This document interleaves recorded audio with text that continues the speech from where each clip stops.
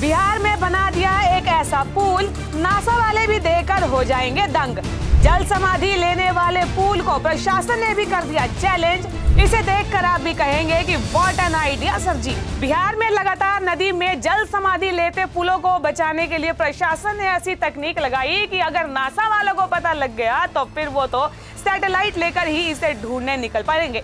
और बड़ी बात तो यह है कि बिहार में बरसात के मौसम में ऐसा हो रहा था कि पुल नदी में जल समाधि ले रहे थे, करोड़ों रुपए स्वाहा हो रहे थे। बस फिर क्या था, प्रशासन ने करोड़ों रुपए को स्वाहा होने से बचाने के लिए ऐसा एक पुल बना दिया कि अब पुल की भी क्या मजाल कि वो जल समाधि लेकर दिखाए।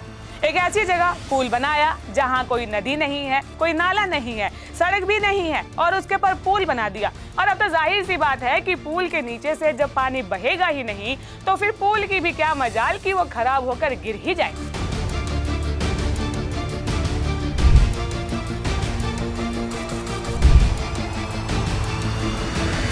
बिहार के सरकारी विभाग ने एक ऐसा पुल तैयार किया है जिसका पता अगर नासा वालों को लग जाए तो सैटेलाइट लेकर ढूंढने चले आएंगे। दरअसल इस पुल के दाएं और बाएं, आगे या पीछे कोई सड़क नहीं है और ना ही उस पुल के नीचे नदी या नाला आपको बहता हुआ नजर आएगा।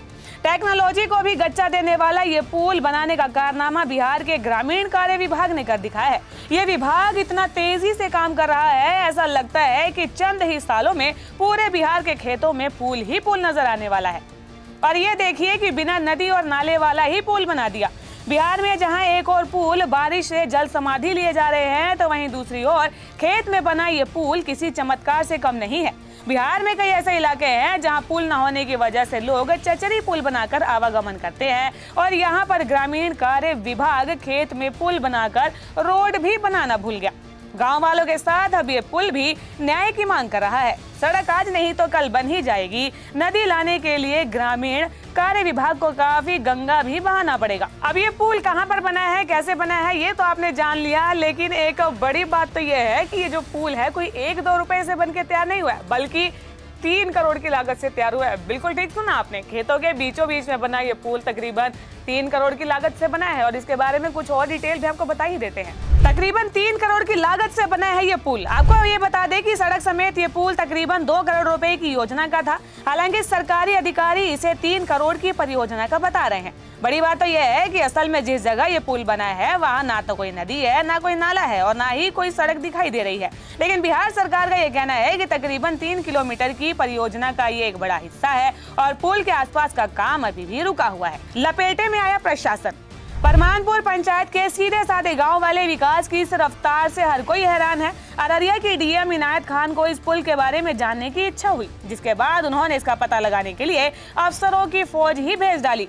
सवाल यह है कि आखिरकार कौन है जिसने खेत में लाखों का पक्का पुल तैयार करवा दिया, क्यों करवाया और जब ये पुल बन रहा था तो फिर इस जिम्मेदार लोग यहाँ पे कौन थे। अब ऐसा पुल बनाने का कारनामा प्रशासन ने किया तो फिर इसकी भनक ऊपर डीएम को भी पड़ी। अब डीएम को भनक पड़ी तो फिर प्रशासन की ओर से सफाई भी आई है और अपनी सफाई में उन्होंने क्या कुछ कहा है ये भी देख लीजिए। बिहार सरकार के ग्रामीण कार्य विभाग के अतिरिक्त मुख्य सचिव दीपक कुमार सिंह ने इस मामले पर सरकार की ओर से पक्ष रखते हुए कहा है कि ये पुल अररिया जिले के रानीगंज ब्लॉक में दुरलई नदी पर बनाया गया है। उनकी माने तो ये तस्वीर तब खींची गई थी जब नाला सूखा हुआ था और उनके पास पुलिया की ताजा तस्वीरें हैं, जो कि 3.5 किलोमीटर लंबी सड़क योजना का हिस्सा है। परियोजना का एक बड़ा हिस्सा पूरा हो चुका है, जबकि इस पर इसके आसपास के क्षेत्र में काम रुका हुआ है। तो वहीं RWA के एक अन्य अधिकारी की अगर माने तो स्थानीय लोगों ने यह दावा करते हुए मौके पर काम में बाधा डाला कि सरकारी नहीं है, उनकी निजी भूमि है। इस विवाद को सुलझाने के लिए विभाग ने रानीगंज ब्लॉक के सर्कल अधिकारी को लेटर लिखा है।